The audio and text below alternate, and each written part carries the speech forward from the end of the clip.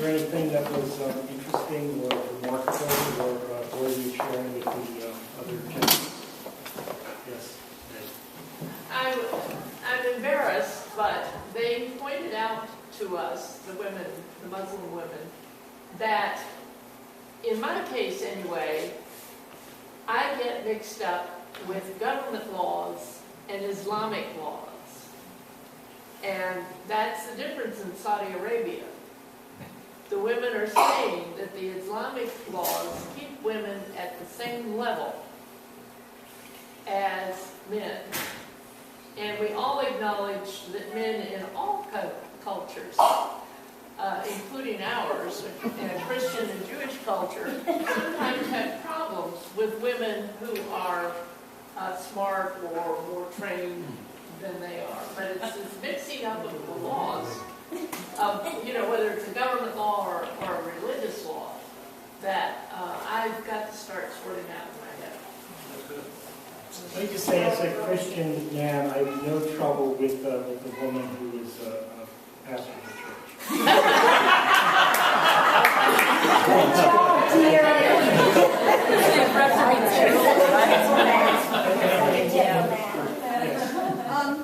I didn't ask this question before, but since the gentlemen have come in, I don't know if this is throughout the Middle East or whether it's traditional throughout all the Muslim world, but it seems that females are not allowed to go out without a male relative accompanying them, which is one of the things I think that had to do with the driving eligibility that was granted eventually by Saudi Arabia. And I just want to know, is that traditional where a female can't go out without a male relative accompanying her? It's a cultural thing in Saudi Arabia. It's a cultural thing in Saudi Arabia. Just changed that. That's Saudi Arabia. Well, that's with the driving. I know that. No, that's our culture. I mean, I'm allowed to go out alone without my husband or my study and everything without a man. Fine in Saudi Arabia. That's a government. Government, yes, exactly. Yes, yes, yes. Exactly. I saw women in burqas out by themselves in Egypt. Totally. Yeah, in the film clips from Egypt, you can see that occasionally. That they're totally yeah. I know in the United Arab Emirates, when I was traveling back and forth over there, that the women were on an equal basis, educational-wise. They drove and they could wear Western clothes. They were totally equal and could do whatever the males did. In fact, the company I worked for, we were over there. The lead engineer for the project we were doing was a young lady that was educated at North Carolina State. Yeah. And she was appointed by the Sheikh to run the project. So she was in total charge. So there's no difference there. The lady back here. Something I learned from our group was that the first university ever in the world was started by a woman, a Muslim woman. That was on TV. I actually saw that.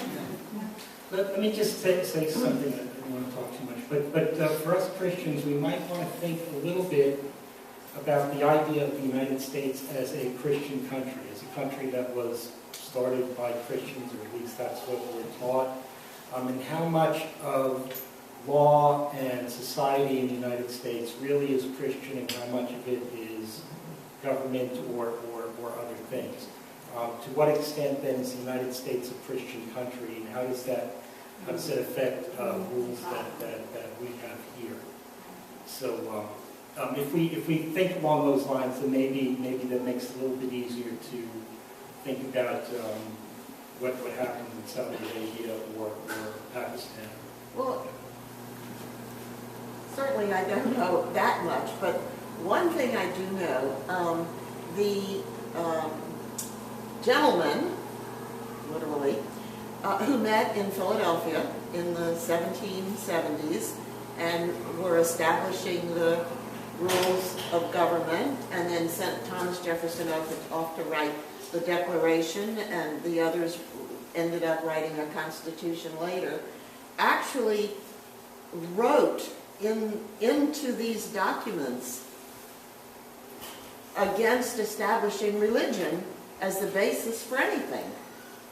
Right, but is that might be a Christian idea, though. Some we I might don't say know. as Christians that a country should not establish.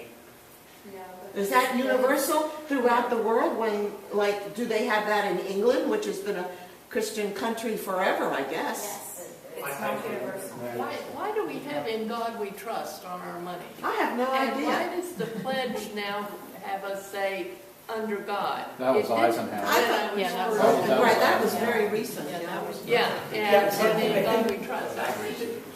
As Christians, these are things we should think through a little bit. To what extent, in the Muslim world, historically, Europe and probably the United States are Christian countries.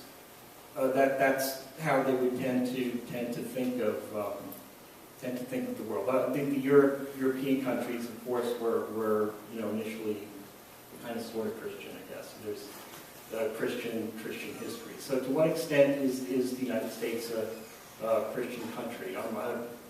I have to say, anyone who's running for office in Virginia is a Christian, or at least they try to convince us that they're Christians, right? If you want to get elected, you try to show that you're a Christian. Really anywhere here, just about. So. Bobby Jindal is a good example. He had to convert to become governor. Did he really? Yeah, he is. He said that Jesus came to him when he was 12, and he converted in his mind at 12, but he remembered to do it formally just right at the beginning of his political. Well, yes, so traditionally that's all Our the ambassador to presidents. the United Nations, same thing. She's Sardar, but she specifically, whenever she's up for elections, she reminds people that she is now a Christian, and she does not take her kids. Her parents are not allowed to take her kids to the Gurdwara, which is their place of worship. She has to do that extra, run through the loops or jump through the hoops a little more than a regular quote-unquote Christian. So yes. We do have Hindus, Muslims, and Jews all serving in the United States Congress. Yes, we do. Yes. Oh, in the army. No, Congress. And elected all. Yeah, maybe I think last. Something from the men? What? Something from the men? Any men want to share what we got out of our conversation? Yes. Well, my biggest takeaway was that my understanding I realized that a lot of what we interpret from the Western perspective as Islam is really not Islam, it's cultural. It's the culture of these countries.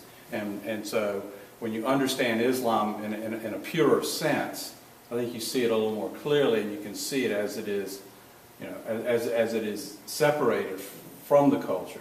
And so a lot of what we think is, well, Islam is dictating this or Islam is dictating that. That's not true. It's the culture, as in the example of Saudi Arabia. It's the culture that's making this. And we learn that in Islam there is no compulsion.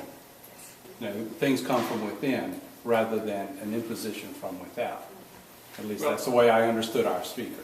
In a similar way, the United States is, historically a Christian country, but it's not necessarily all Christian as we speak. And we do have laws that say that we can't be Christian country.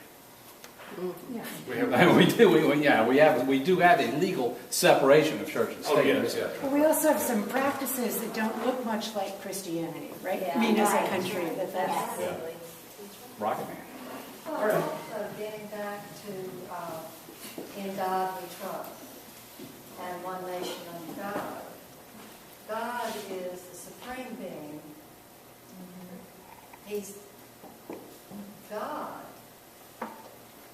The money doesn't say in Jesus we trust, and the Pledge of Allegiance doesn't say under Jesus.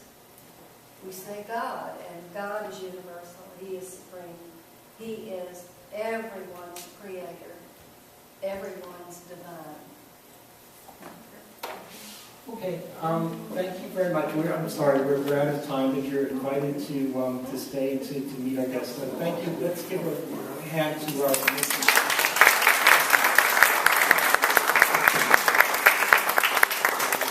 the gentleman back here next week.